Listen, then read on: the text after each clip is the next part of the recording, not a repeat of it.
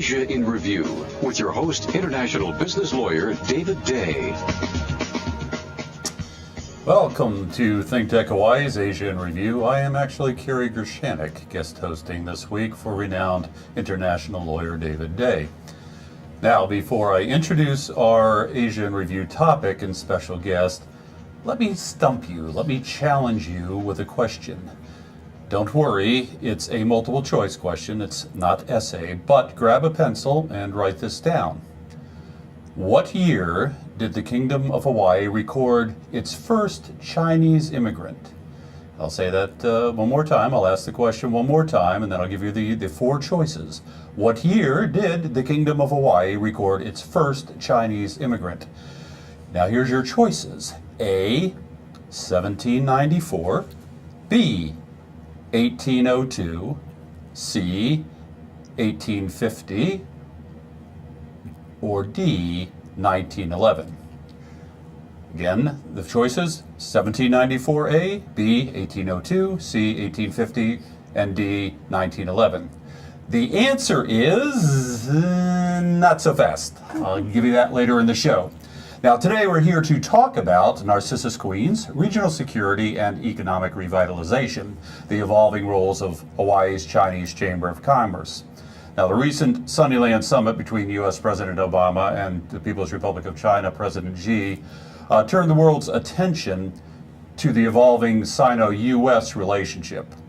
So while Xi and Obama addressed national level issues such as territorial disputes and what the Chinese call a new type of great power relationship, there were a wide range of organizations working quietly at the local levels to expand Sino-U.S. relations, as well as to generate business and cultural contacts. A leading organization in Hawaii responsible for enhancing this connectivity is the Chinese Chamber of Commerce of Hawaii. And our special guest today is Miss Betty Hoang-Brow, the president of the Chinese Chamber. Welcome, Betty. Thank you, Kerry. I'm very happy to be here. And we're honored to be graced by your presence. Now, Huan, from my limited Chinese that I've taken at the Confucius Institute over at UH, Huan means yellow in Chinese? Yes. Okay, it's a very auspicious color. Now, Betty, in addition to having a very colorful, auspiciously colorful name, Betty is also Executive Vice President and Manager of International Banking Division at Bank of Hawaii. She's a former U.S. State Department diplomat who was stationed in U.S. embassies in Moscow and in Beijing. After her Department of State service, she spent 20 years in Hong Kong in various major banking institutions before she returned to the United States. Now, in addition to her day job at Bank of Hawaii, Betty currently serves on the board of a just stunning number of nonprofit organizations here in Hawaii. She's a great civic leader as well as a great business leader in our state.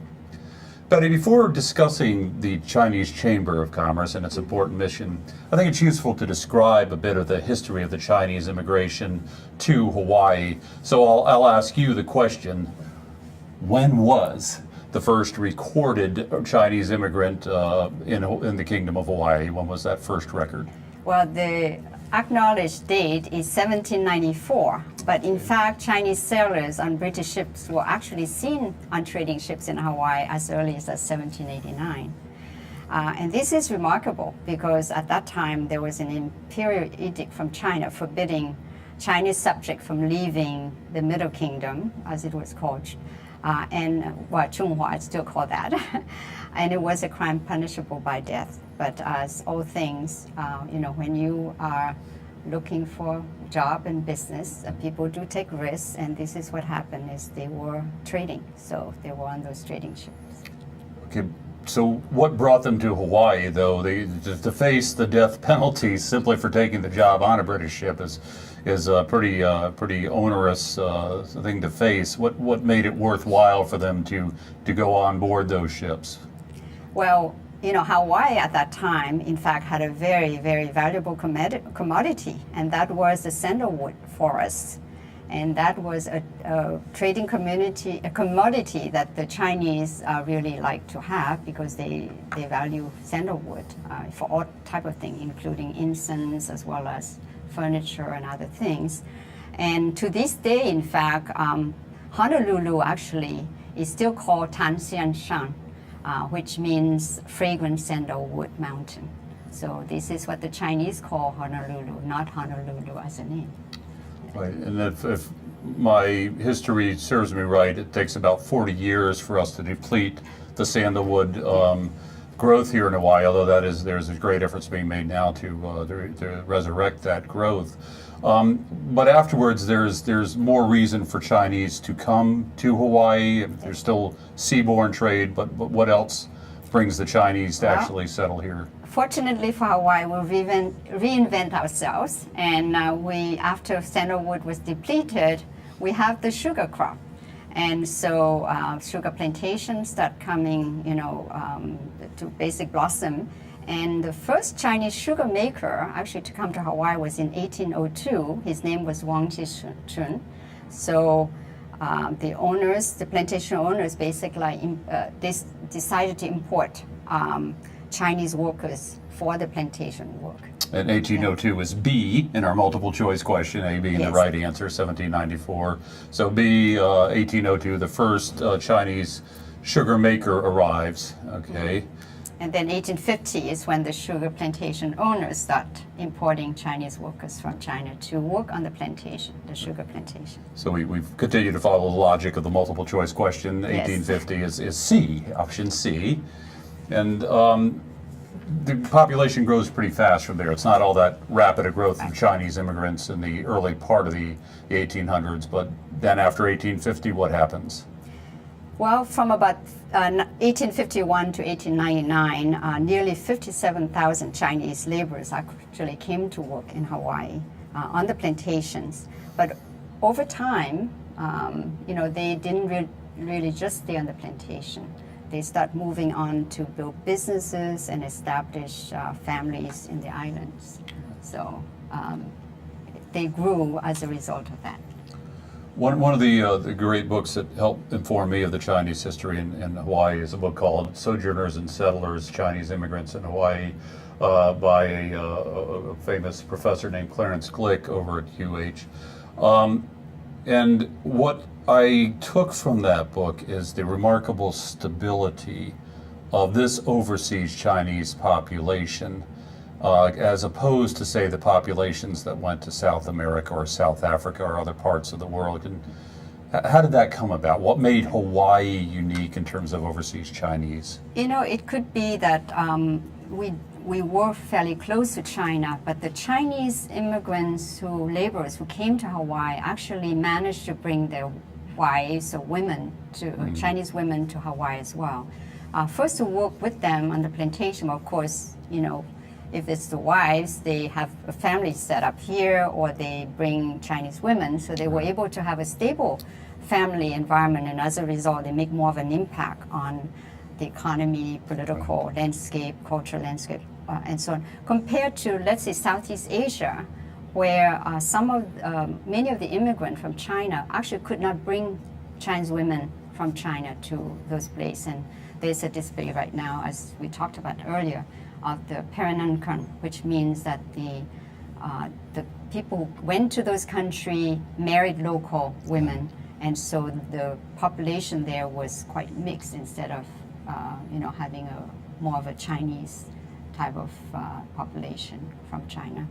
Okay, so the unique environment in Hawaii, the wives coming in, I would suspect the intermarriage too between the Chinese and the native Hawaiian population, that leads to greater stability, allows more of the Chinese to come off the plantation, become craftsmen. The picture you painted, it's one of an increasingly thriving business community in the Chinese business, which then brings us, I guess, to our last choice of our multiple choice question. That was D, was 1911. So what's the significance of 1911? Well, for those of you who attended either Iolani or Punahou, I'm sure that you have heard about this. But Dr. Sun Yat-sen actually came here and at an early age, studied at Iolani and brief time at Punahou as well. And he started his Sinhai Revolution in 1911 from Hawaii. And of course, he's recognized as the father of modern China by both mainland China as well as by Taiwan. is revered there. And to this day, the association of Hawaii with Dr. Sun Yat-sen is what resulted also in many Chinese wanting to come to Hawaii, because they feel that this is the birthplace of the revolution, and they would like really to see it.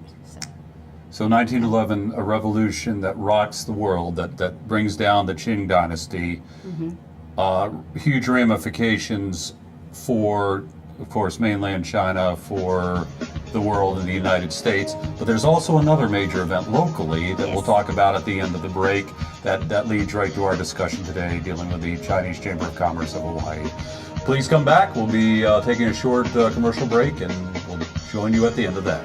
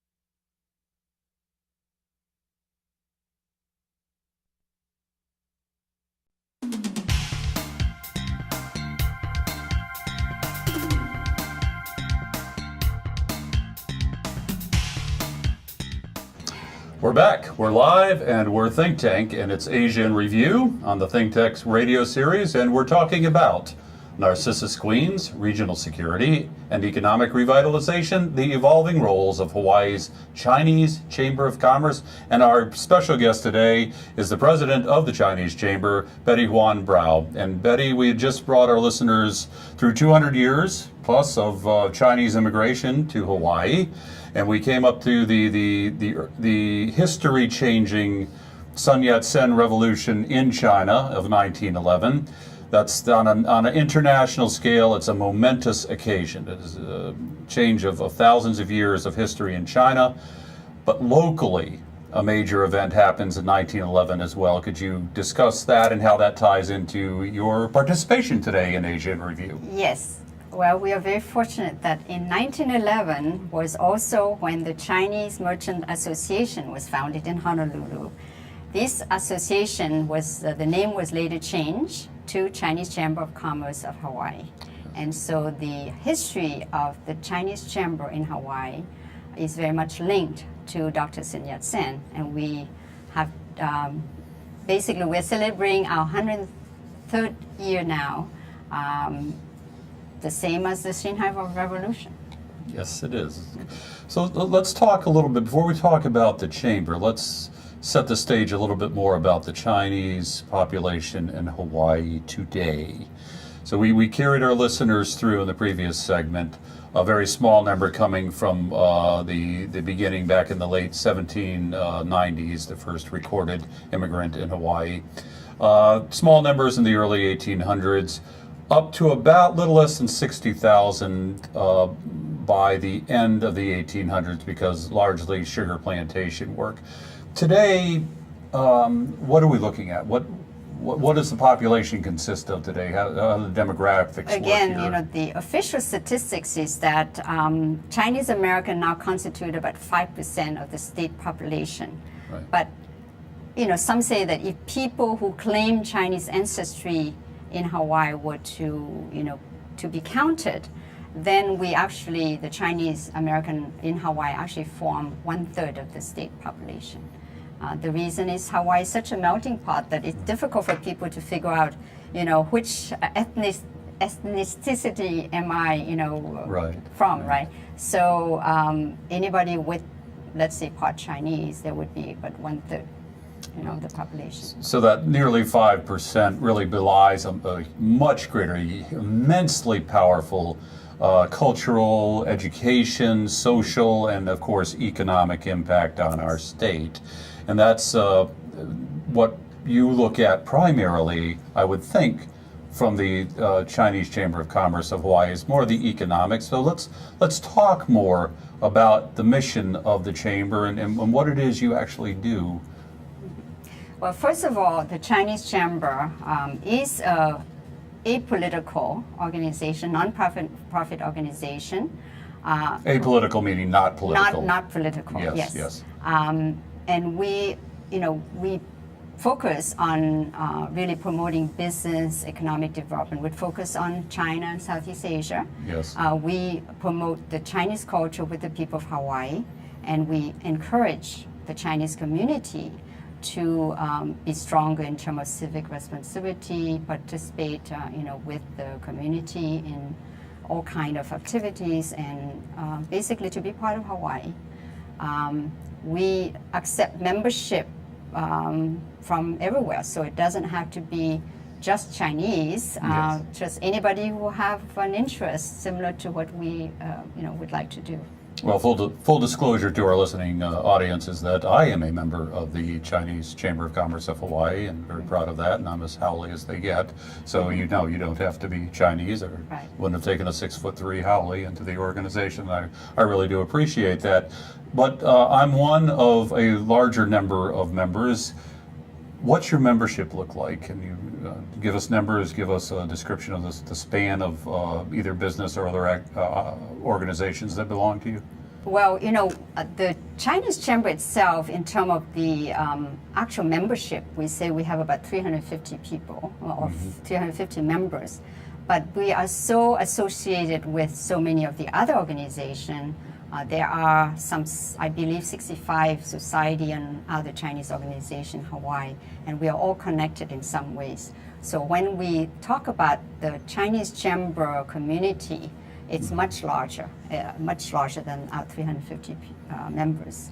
And we do have active interest in terms of not only to promote the Chinese community welfare and business opportunities and so on, but we also have an active interest in the community itself, government affairs, foster basically business relationship between the chamber and other non-Chinese organizations. So we're a member of the Chamber of Commerce of Hawaii. Right. We do have, our various members have membership in other organizations. And so we, again, network with other organizations, like Pacific Forum, CSIS. Yes, my organization, Pacific Forum, CSIS, but also your personal affiliations. So you're on the board of the Vietnamese American Chamber of Commerce, and you also work very closely with the Japan Chamber of Commerce and the Japan American Society of Hawaii. So I can see how you personally help the Chinese Chamber of Commerce of Hawaii to interact with all these other organizations. Yes, and you know, as time goes by, of course, I would do more of trying to link more actively some of these organizations with the Chinese Chamber. I am actually the current president of the Vietnamese American Chamber of Commerce, and I do serve on a number of other boards, which are actually not Chinese at all. So some of them are like, you know, as you mentioned, Japanese Chamber of Commerce, Japan American Society, Filipino Community Center, to name a few of the other ethnic organizations. And you know, all the ethnic organizations in some ways are trying to fit into Hawaii, trying to promote relationship with each other. So I think that we all pretty much have the same objective. You're the sort of the living embodiment of the melting pot concept, where you bring everybody together while retaining proudly your ethnic heritage and business affiliations.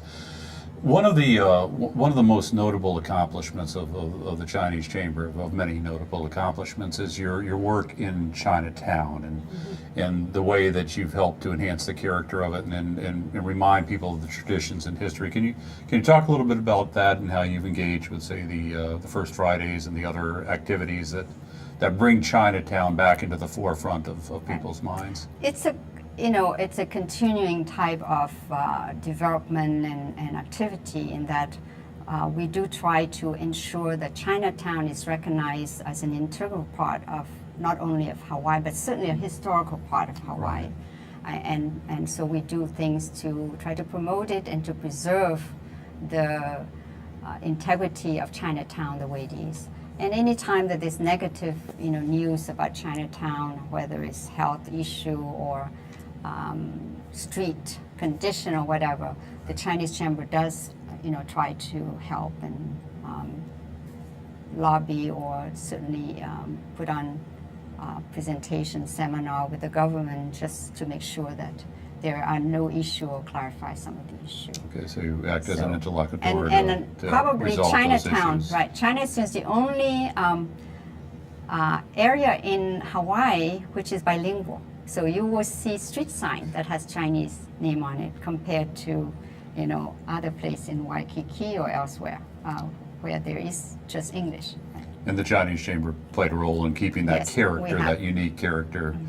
You also have as one of your objectives to promote the social and economic welfare within the state. And I've read that you're having education sessions on the new healthcare law. Yes, we again, it's for the membership, but it's open to the public. Anybody who wants to come. We do have these we call Pahana series, which is held at the Chinese Chamber, education type of series, and the latest one is on the Affordable Care Act. As you know, is very confusing for a lot of people, and our Chinatown merchants in particular, are not sure what they're supposed to do, what they can do, what are their obligations and so on, and we do want to make sure that people are prepared. That is a tremendous service you're providing, because that was the bill that, as you recall, we had to pass it in order to be able to read it to know what we passed.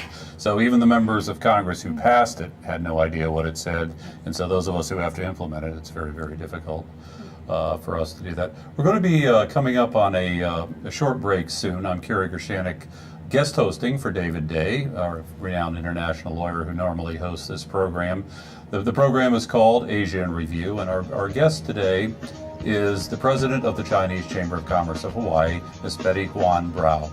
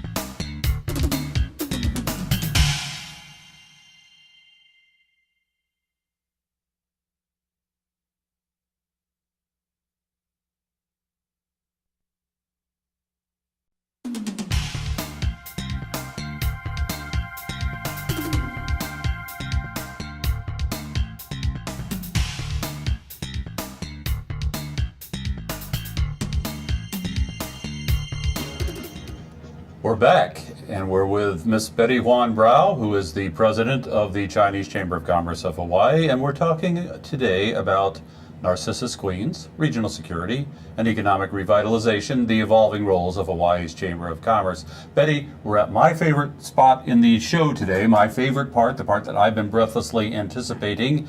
That's when we talk about the Narcissus Queens. So please talk to me about, please tell us about how the Chinese Chamber got involved in this, how the name evolved. Give us the history of the Narcissus Queen Festival. You know, we started the Narcissus Festival, and I must say that I'm a little bit vague myself on the history, but I think it's over 60 years ago. And we started doing actually Chinese New Year time, and many of you may know that during Chinese New Year time is when there's a very special and very fragrant flower called the Narcissus flower. And this is why the festival was named as Narcissus Festival. It evolved from just one or two activity at that time to eventually becoming a whole year's worth of different events. So the Narcissus Festival these days, we start from, you know, basically whenever the new slate of officers come on board, which is June 1st, through the year to the following May 31st. And we have various, we call flagship events that happen during that time. And the one that we consider to be very much of a highlight of our year is the Narcissus pageant and the Narcissus coronation ball, and then the Narcissus Queen tour. So the Narcissus pageant is when we invite contestants who are part Chinese. There was a time we require, at least 50%, but over time, as you know, people intermarry, and it's difficult to get 50% even. So this year actually is the first time we will be relaxing that rule, and we are going to allow any contestant with just part Chinese to apply to join the Narcissus, pageant. Are you still taking applications for that? We have just started, and the deadline I believe is August 24th or something like that. So we hope that people who are listening will spread the word and bring us contestants who are part Chinese, who are between the age of 19 and 26, unmarried, with no child. But other than that, if they're interested, not only they get a chance, they will have a chance to go to China, a subsidized trip to China. They might have scholarships, but also they get 6 months to 9 months worth of training on everything you can think of: Chinese culture, Chinese cooking, martial arts, history, language. So by the time they finish, even if they didn't win, they won, because they have learned so much and they become a different person. There's tremendous payoff for participating, and certainly the trip that you had this year to Shanghai was memorable. The pageant date this year, or the coming pageant, will be in January, I believe, isn't it? January 11th, the pageant. So, it's going to be at the Hawaii Theater. Yes. And then 2 weeks later, or 3 weeks later, I forgot, we will have the coronation ball to crown the queen and, the court. This is the 65th anniversary of the Narcissus Queen and the court. Yes. And again, they get in addition to all of the exposure to history, culture, and all of the activities here, they get a free trip to China. Well, I wouldn't say total free trip because it depends on the year. Yes. But it will be subsidized, and they do have a chance to go to China. And we go to more than just Shanghai. We go to, usually the president gets to select the cities.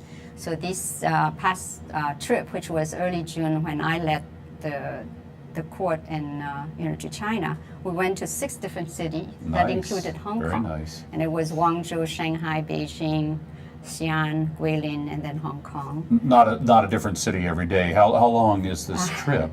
It was 2 weeks. Wow. 2 so that's weeks. Time to absorb, to enjoy. Yes, it was still a rush trip, but then, because many people who came on the tour never saw China before, or never visited China, so we did want to cover, different cities so that they have a flavor of different history, different culture even, because China is so big, so many ethnic, group that it's interesting to go from Guangzhou, which is primarily trade, because that's where a lot of traders came from. Shanghai is very modern, and then it's basically international financial center practically for China.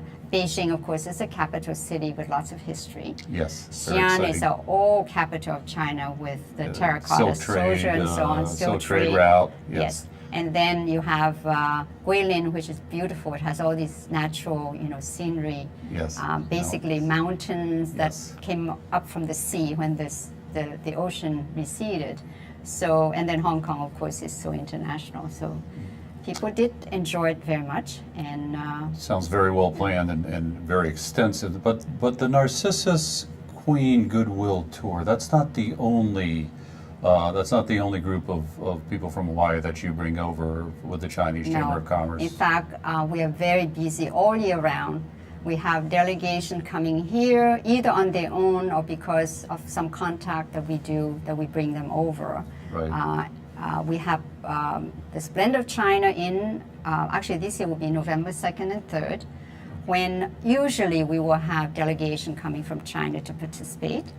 We have entertainment by a Chinese group. Last year we had a group from the Yunnan province, which is the southern part of China, with a lot of minority people living there. Yes. So it was very colorful. They came not only to perform for us, but they also had a photo display of Yunnan, Kunming and area and so on. I attended very that, nice. and it was Yes. spectacular. It was very, very nice. Just really breathtaking costumes, and then the performances. It's Splendor of China is a wonderful event for Yes. Hawaii. So again, we hope people will come there. We will have vendors with food booth and with everything, Chinese arts and craft, clothings, things that you can buy. You can enjoy the culture. You can enjoy the entertainment. Yes. It is a very well attended event. It will be at the Blaisdell Center. Blaisdell Center, November 2nd and 3rd, was that Yes, what you said? the weekend.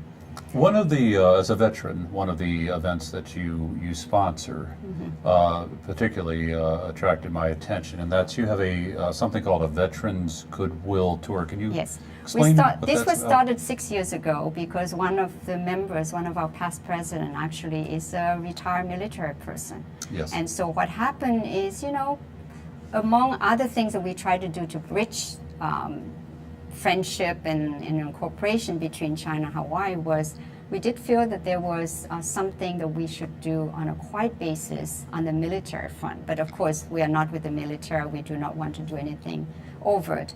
However, the retired military people themselves, they do aim for, peace and cooperation. Yes. And so we have a number of retired generals and flagship officers who were very, interested in that. And so we started organizing these trips where a few delegates, basically former retired generals and Yes. admirals and so on, would go with maybe their spouses. They pay their own way, and at some level, the Chinese government may be hosting them for banquets and so on the ground.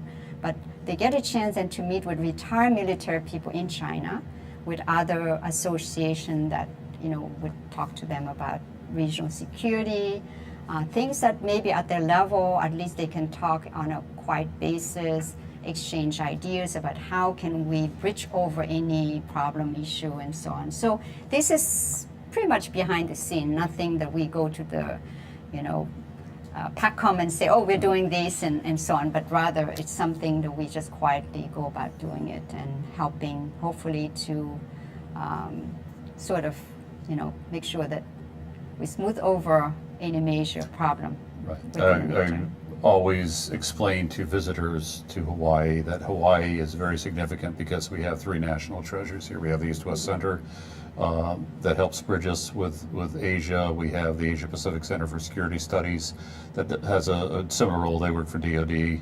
And then we have my organization, Pacific Forum, CSIS, which also tries to bring people together to work out differences, and those differences that we can't work out, that we agreed upon which to disagree, Yes. that we don't go to war over those issues. And it sounds like we now have a fourth national treasure when it comes to helping to ensure regional stability and avoiding war, avoiding armed conflict, and that's the Chinese Chamber of Commerce of Hawaii under your leadership. So very interested to hear about the Veterans Goodwill Tour, and very, very proud of you that you're actually doing that. You also, back to the business side, the economics that you try to facilitate and encourage here in Hawaii. You have annual recognition of business people here Yes. in Hawaii. Can you explain how you do that? At our installation dinner, which is, when we but we swear in the new slate of officers, Yes. we recognize 4 members of the Chinese Chamber, and that, for outstanding business person, basically lifetime achievement, also for community service, so volunteer work and so on. So we nominate them, we elect, whoever it is that we thought was most deserving. Right. And we do participate, I must say, other society also have recognition of Citizens of the Year and Yes. Father and Mothers of the Year, and we participate in that. We nominate people, we go and celebrate the awards for those people. So we are very much involved in that, and just to recognize, people have contributed not only to the Chinese community, but to Hawaii as a whole. So important to recognize our business leaders, because business is the heart of our economy. It's not government, it's business. It should be. Yes. We will be coming up on a break shortly, but when we come back, Betty will discuss with us the phenomenal record that the Chinese Chamber has built with our sister city relationships over, particularly in the People's Republic of China. And we'll talk about some of the other great activities that the Chamber is involved in. But the hour's gone by incredibly quickly. We're coming up on our last segment. I do want to remind you that you can live stream us. You can watch us live, not just listen to us, by going to ustream.tv or Spreaker, that's SPREAKER.com. And you can see previous broadcasts at ThinkTechHawaii.com. And we'll see you at the other end of the break.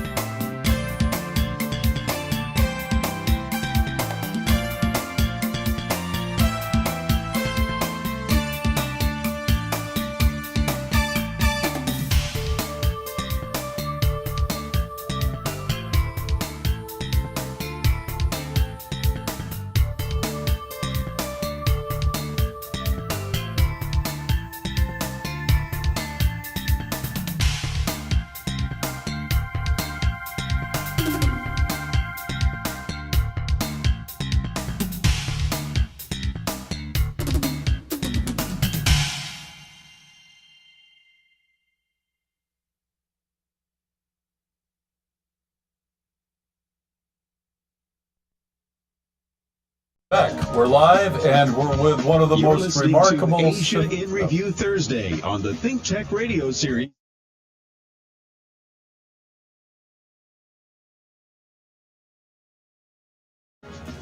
We're back, we're live, and we're with one of the most remarkable business and civic leaders that we have in our great state of Hawaii, Miss Betty Hoang-Brow, who's the president of the Chinese Chamber of Commerce of Hawaii. Betty, before we talk about what I teased our audience with before our break, which was a discussion of your incredible sister city program that you have with China, I want to talk about this amazing book that you've laid in front of me. For those of you who are live streaming us, I'm holding it up for you. For those of you who are listening and drive time radio as you're driving home, I'm holding this close to the microphone, which does you no good. But let me describe the book.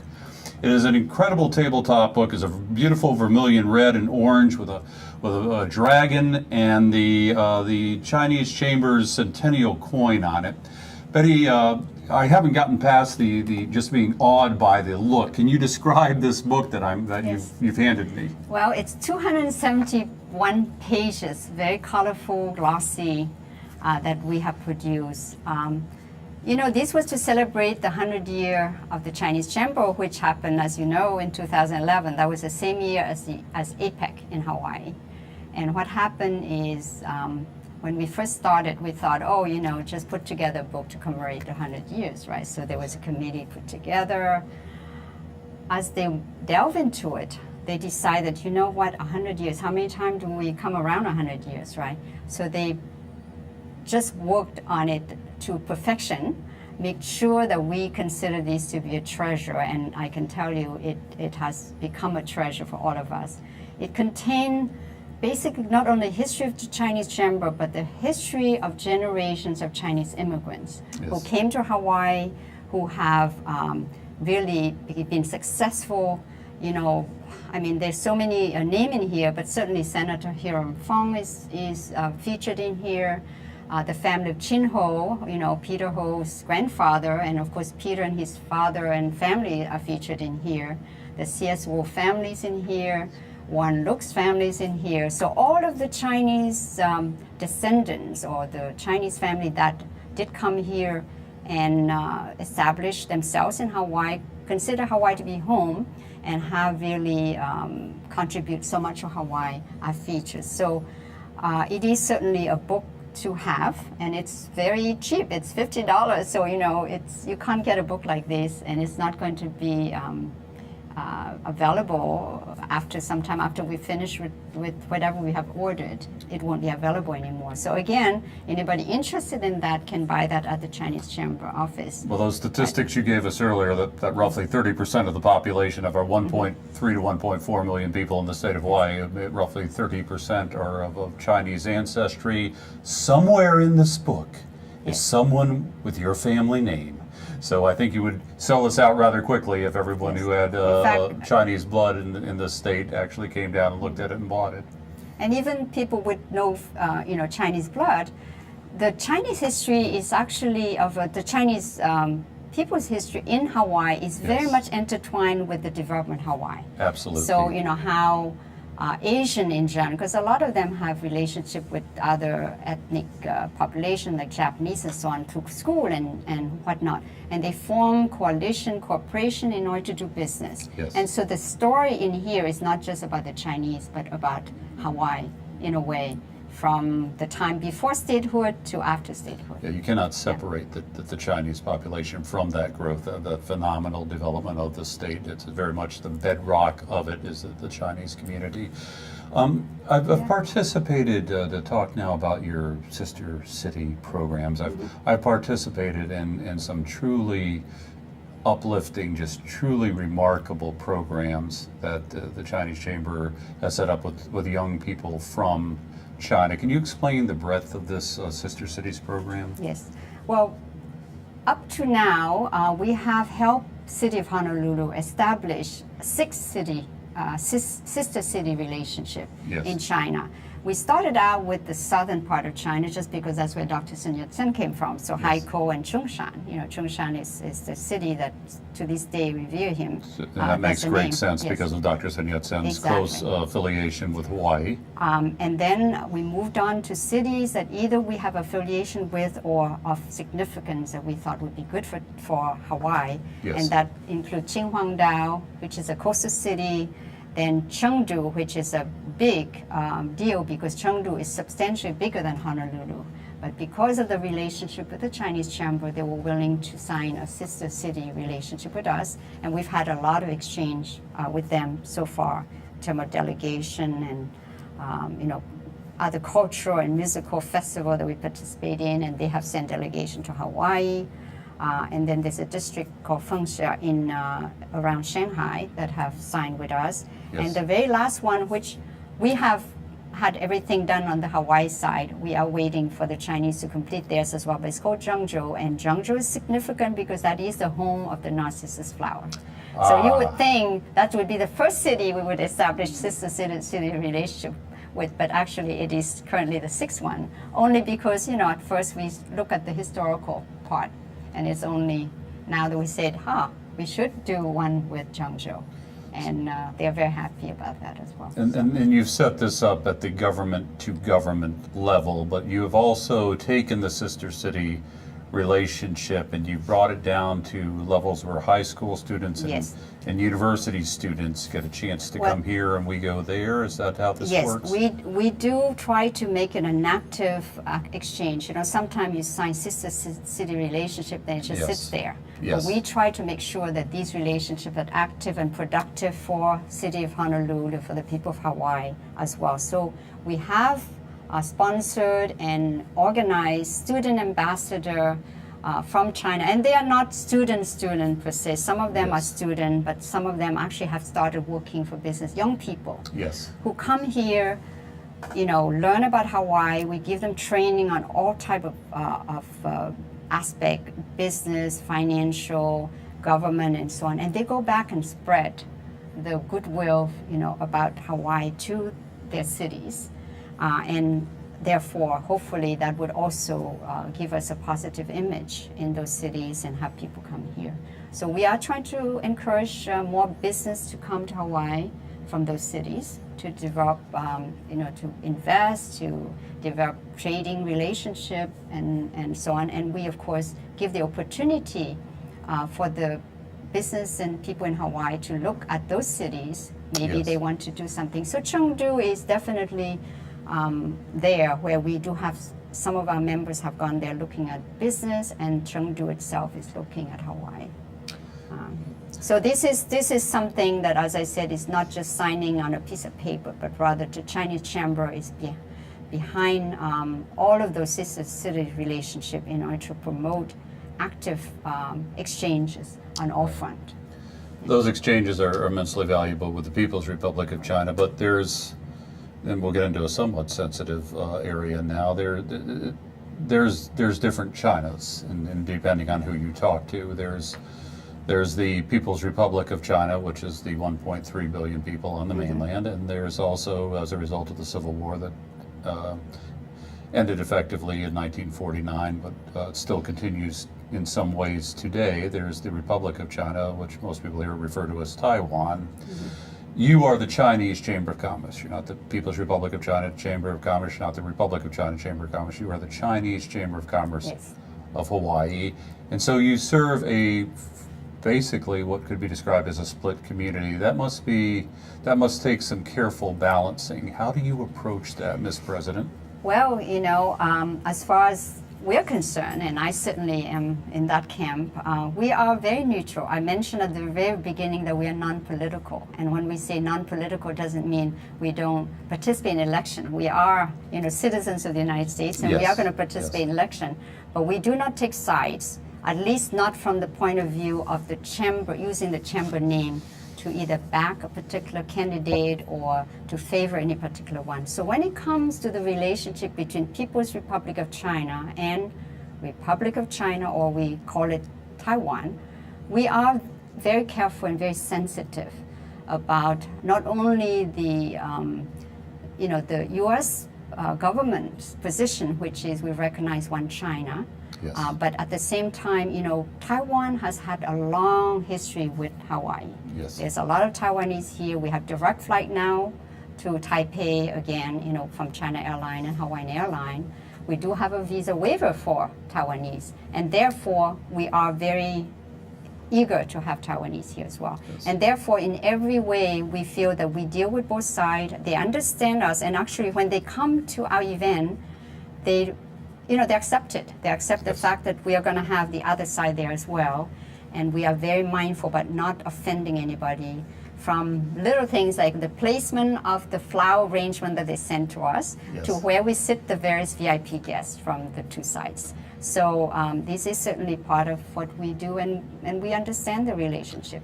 So. Well, Betty, we're rapidly running out of time. The hour went by remarkably quickly, so we're going to have to wrap it up soon. The upcoming events for the Chinese Chamber of Commerce of Hawaii? Well, we just did the Dragon Boat Festival actually last weekend, so I can't mention that. But the next big one is actually the Splendor of China in November. But in between, we are very actively seeking contestants for the Narcissus passion. So Taking applications till August 23rd. Right, and we will have orientation meeting, we have training meeting.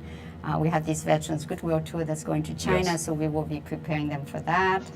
And basically just, trying to make sure that we are into the community promoting ourselves.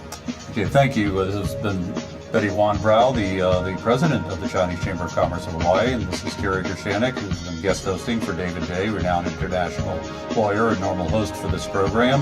Please join us again in 2 weeks for Asia in Review, and join us next Thursday at 4 p.m. for Pacific Forum's Issues and Insights. Thank you. Thank you, Betty.